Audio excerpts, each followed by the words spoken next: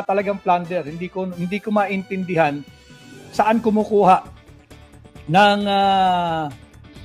tapang at lakas ng loob itong mga ito na kahit walang plunder, igigiit, ipipilit yung plunder. No? Hindi na ito demokrasya. Ito'y diktadorya na.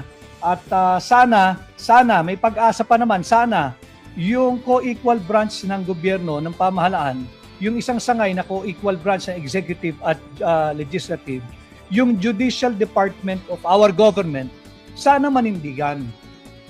Kinakailangan buhay pa rin ang ating saligang batas. Kinakailangan meron pa rin tayong respeto at meron pa rin tayong observance to the rule of law, not to the rule of men. Dapat yung sandigan bayan, pairalin pa rin ang mga batas na umiiral, ang ating saligang batas, at masusing suriin. Meron ba talagang plunder na ibinibintang dito kay Senador Dante Marcoleta at sa kanya mga kapwa inuusig o uusigin? At kabilang nga dyan si Congressman Mike Defensor. Ano?